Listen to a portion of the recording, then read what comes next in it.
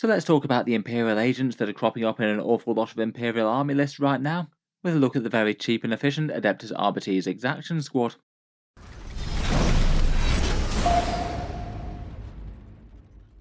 Hello and welcome back to Auspex Tactics, where today we're talking Arbites and Exaction Squads, talking over why this unit is really quite strong in Warhammer 40k right now, why so many competitive lists are choosing to include them in their armies, and wargear choices and tactics in game.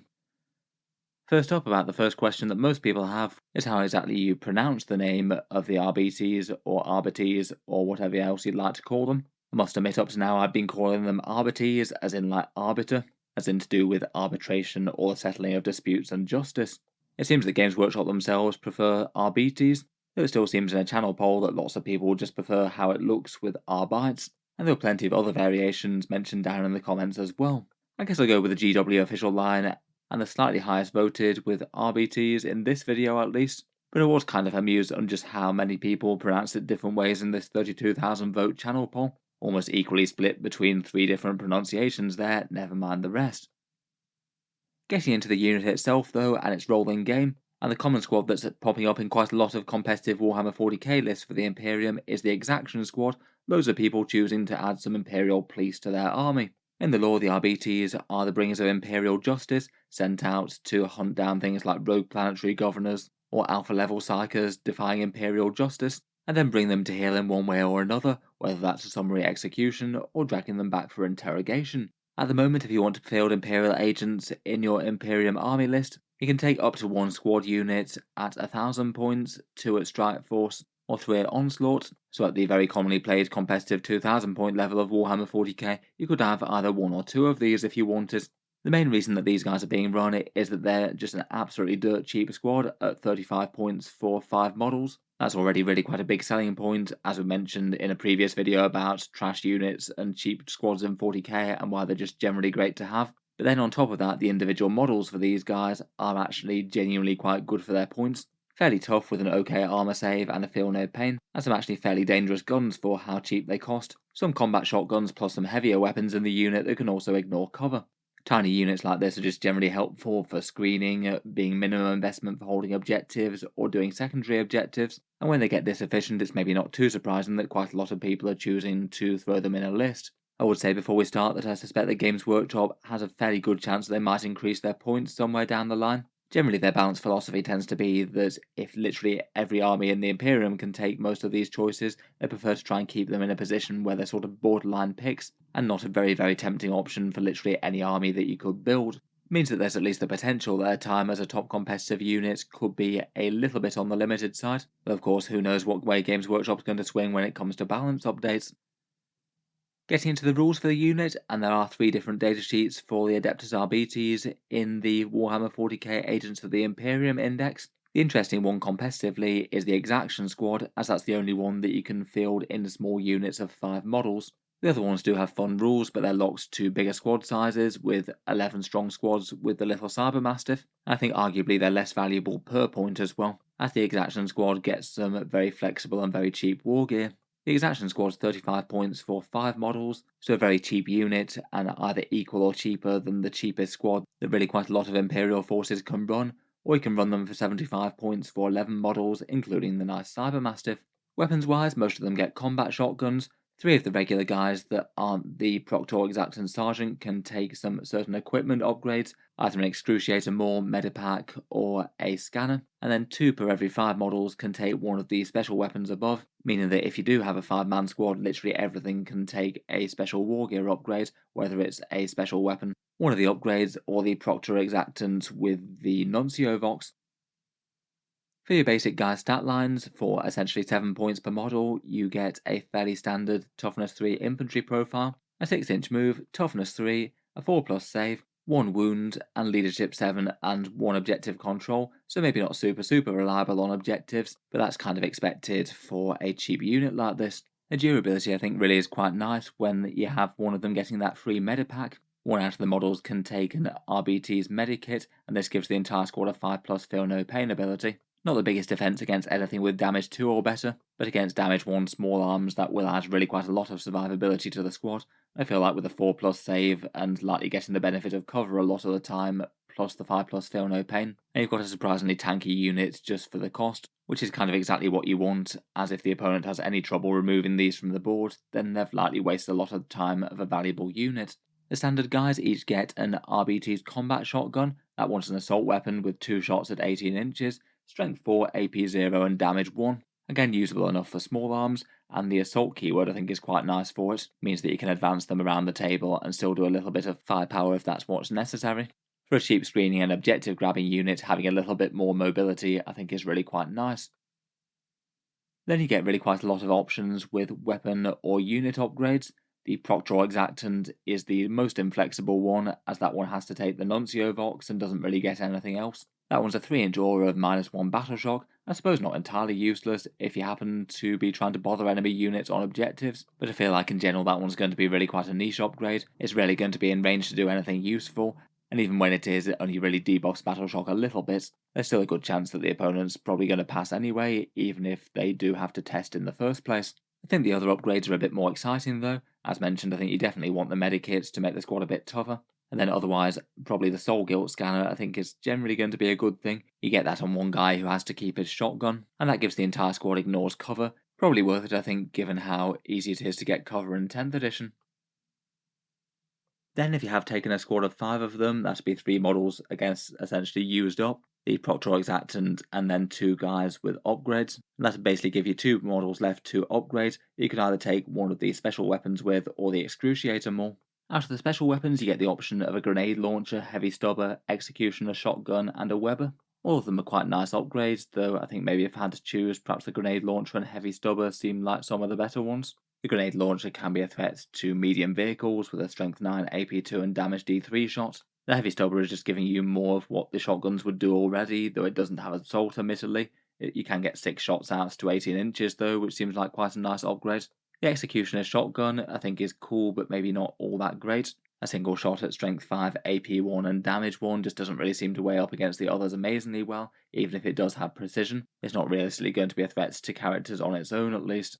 The Weber gives you d6 auto hits within 12 inches with devastating wounds, so around about a coin flip chance to get a mortal wound most of the time as you need a 6. I think that one's alright, and that could be okay as you can actually advance and fire it alongside the shotguns, which I guess is a positive. And then finally you can take an Excruciator more for close combat. That one doesn't give up the RBT's shotgun, and it's 2 attacks at strength 4, AP 1 and damage 2, hitting on 3s in combat. I guess could give you a small chance to kill something like a Space Marine, though it's going to be a bit unreliable. That one also seems pretty fine to be honest, as you still get your shotgun. Might give a squad just a little bit of fight back potential if they get charged by something. I think regardless of these, realistically they're not going to be aimed to be a mainline damage dealer squad. This would just be a bit more situational stuff if they happen to be skirmishing with other light infantry on objectives, and probably the fancy gear and things shouldn't distract too much from that role I suppose. If you take the bigger 75 point squad of them, you can also take the Cyber Mastiff, which gets 3 attack biting jaws as well. A little bit more volume attacks there, not really anything too exciting, but he does have the bonus of being a little cool dog model, albeit quite a creepy 40k one. Finally, they do have a special rule called Imperial Law. At the start of the first battle round, select one enemy unit to be this unit's quarry, and each time a model in the unit makes an attack that targets the quarry, add 1 to the hit roll. I'd rate this as being not particularly strong. I guess it's a bit more meaningful if you're taking a big 10-man squad of them with all the heavy weapons and things. Could be okay for a nice enough damage boost against one enemy unit that you think they're likely to be skirmishing with later in the game, I guess. For the little 5-man squads that want to be focusing more on objectives and things though, probably not all that meaningful. In general, it's not really going to be their damage that's going to be the main issue for them. Otherwise, just to take a look at the 2 other RBT's units that you can field. First up we have the Vigilant squad. This one doesn't let you field them in smaller 5 model units, instead it's an 11 strong squad with shotguns for 105 points.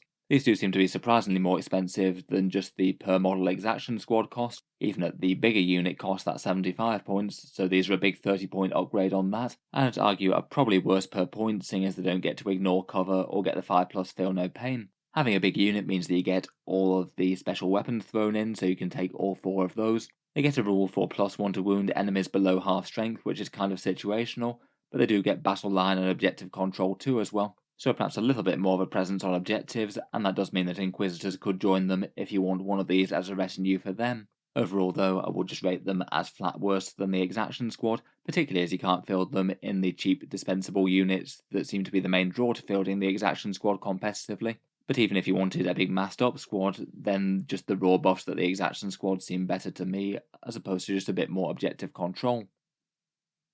The other variant is the one with the cool riot shields and the Moors, which is the Subductor squad. These again are an 11 strong squad that takes riot shields plus also get the Cyber Mastiff. They cost 110 points, so I guess 10 points per model theoretically. Like the Vigilants, they're just a lot more investment per model than the Exaction squad. These guys aren't battle line and just have objective control 1, and probably the most interesting thing about them is their defense. They get a 4+ invulnerable save and a 3+ armor save from those shields. I'd say that's at least somewhat tanky for 11 points per model, even if again you don't get the feel no pain type save. I don't think their damage output is particularly exciting though, just getting 2 attacks each with their shock maws hitting on 4s at strength 4, AP 1 and damage 1. That genuinely does seem quite bad for 110 points for a unit like that. Not going to be particularly meaningful against anything tougher than lighter infantry. Their special rule is a 4+ chance for slain models to fight on death. Again though, perhaps not the most meaningful rule in the world, given that their damage output is so low. I think they definitely get style points though. I do think that the little riot shields and Moors are really quite fun. Going back to the actual Exaction Squad though, and in game they can add a lot of value to the Imperial armies, even if they're not exactly having their main role to be damaging the enemy, they could certainly skirmish with some light infantry if needed.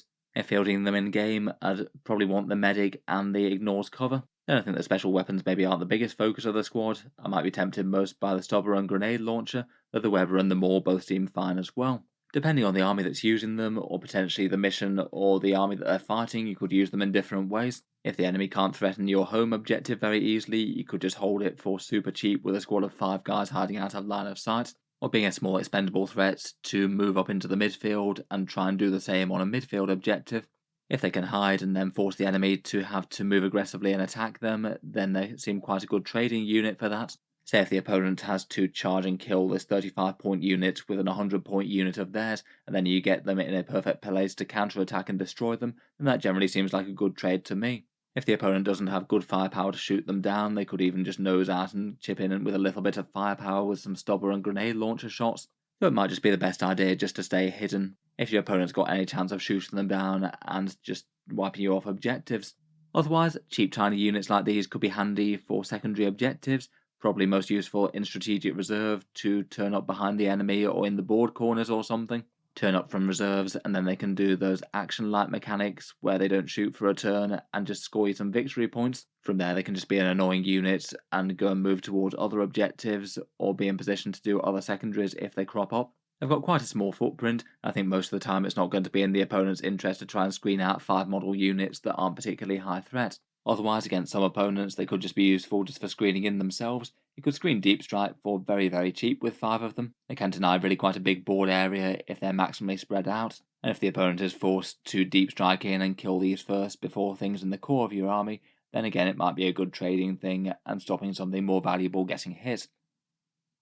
Overall, for all of those reasons, plus some generally okay stats, I think they're a very tempting add-in for most Imperial armies right now. Perhaps in particular quite elite armies, like things like Grey Knights or Imperial Knights, that have really quite expensive, cheapest squads in their lists. Freeing up their units for doing objective work or actions and things seems like really quite a nice deal for just 35 points, and might really help their mainline battle line units just get to grips with the enemy and not have to worry about objectives quite as much as they would have otherwise.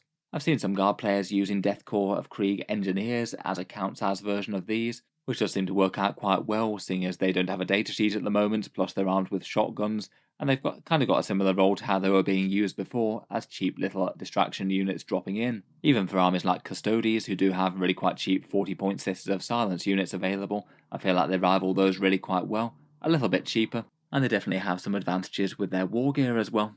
Overall, I'd currently rate them as perhaps the most efficient overall retinue unit from Agents of the Imperium right now, and as I mentioned, I think there's at least a reasonable chance they might go up in points at one of the next updates, due to Games Workshop probably wanting to keep them a little bit more niche and not be super auto-include for every Imperial army out there. Let me know what you make of these guys though. Have you been running a squad of these in-game? And if so, how have they been doing? Are they scoring your points efficiently? And have they achieved anything else notable, like some notable kills? Look forward to hearing your thoughts down in the comments, and feel free to subscribe to Auspex Tactics if you'd like to see more like this. I do tend to post new 40k videos just about every day. Finally, if you have been enjoying all the videos on the channel, I would just like to mention that Auspex Tactics does have a Patreon page as well, and you can find that linked in the video description if you'd like to help support and keep these videos coming. Channel patrons do get a fair few advantages, seeing certain videos early, regular votes to see what sort of things happen next on the channel, and automatic entry into the regular prize giveaways with a chance to win some big model kits each month. If any of that sounds good to you or you'd just like to help support, the link is down in the video description. In any case, a massive thank you for listening, and I'll hope to see you guys next time.